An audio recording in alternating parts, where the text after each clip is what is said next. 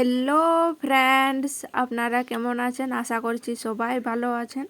আজ আমি শেয়ার করব একদম সহজ আর ভীষণ টেস্টি একটা রেসিপি, বিনস আলুর তরকারি।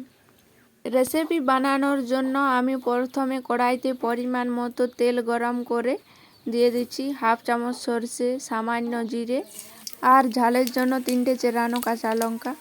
ঝালটা তবে নিজেদের ইচ্ছে মতো দিতে হবে। আর দিলাম 5 কোয়া রসুনকে কুচি করে। সব কিছু ভালোভাবে ভাজা হলে এখন দিয়ে দিচ্ছি কেটে ধুয়ে রাখা আলু।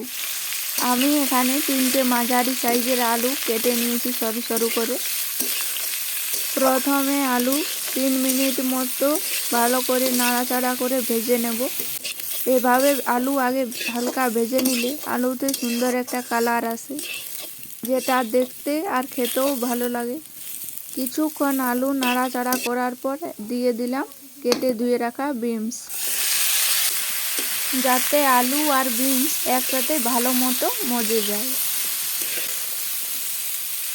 এবার এর মধ্যে দিচ্ছি স্বাদ মতো লবণ। এরপর হালকা আঁচে ঢাকা দিয়ে দিয়ে রান্না করে নেব।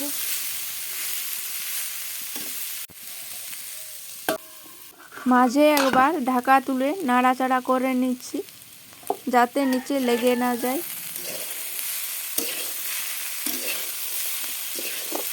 আরও 3 মিনিটের মতো আমি ঢাকা দিয়েছিলাম।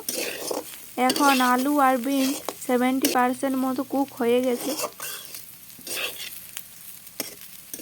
এবার এর মধ্যে দিচ্ছি পরিমাণ মতো হলুদ গুঁড়ো আর দিচ্ছি হাফ চামচ জিরে গুঁড়ো।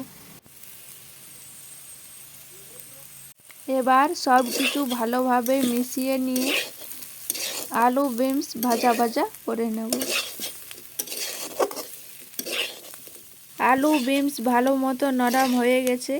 এবার ঢাকা ছাড়াই কুক করে নেব।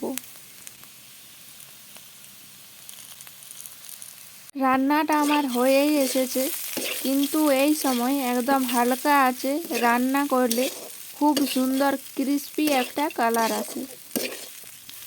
এবার সব শেষে দিয়ে দিচ্ছি সামান্য চিলি ফ্লেক্স, যেটা খাবার সময় মুখে লাগলে রান্নাটা বেশি ভালো লাগে খেতে। রান্নাটা আমার একদম কমপ্লিট। এখন একটা প্লেটে সার্ভ করে নেব। আশা করছি আজকের আমার এই রেসিপি আপনাদের ভীষণ ভালো লাগবে।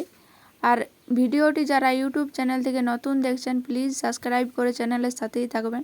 আর ফেসবুক পেজ থেকে দেখে থাকলে একটা লাইক দিয়ে পেজটাকে ফলো করে দিবেন।